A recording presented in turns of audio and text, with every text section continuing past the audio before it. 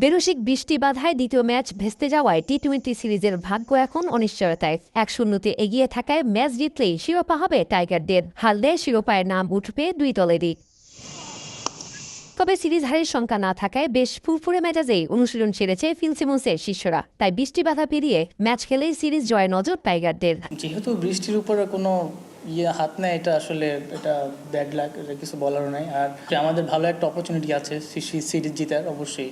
So আমরা চাইবো যে অবশ্যই জিতার জন্য খেলা। অবশ্য ম্যাচ জিতেই সিরিজ নিশ্চিত করতে চাইবেন অধিনায়ক লিটন দাসও। তাতে মাহমুদুল্লাহ ও সাকিবকে পেছনে ফেলে বাংলাদেশের প্রথম অধিনায়ক হিসেবে 17টি টি-20 ম্যাচ জয়ের মাইলফলক স্পর্শ করবেন তিনি। তাই রেকর্ডের আগে নেতৃত্ব নিয়েও প্রশংসা কুড়াচ্ছেন সতীর্থদের। আমরা লাস্ট টি-20 অনেকগুলো সিরিজ আমরা উইন করতে পেরেছি। সো এটা আসলে আমাদের টিমের মধ্যে একটা ভালো একটা বন্ডিং হয়েছে। সো আনফর্চুনেটলি আমরা ওয়ার্ল্ড কাপটা মিস করে ফেলেছি, এটা তো কিছু করার নেই।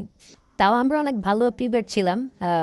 অবশ্যই ক্যাপ্টেন্সি অবশ্যই ম্যাটার করে। এদিকে ওয়ানডে সিরিজ হারের পর টি-20 সিরিজ রক্ষায় মুখিয়ে আছে সফরকারীরা। শেষ ম্যাচে জয় পেতে আত্মবিশ্বাসী কিউই অলরাউন্ডার ফক্সক্রফট, লাস্ট ক্যামেরাইন অ্যালসো।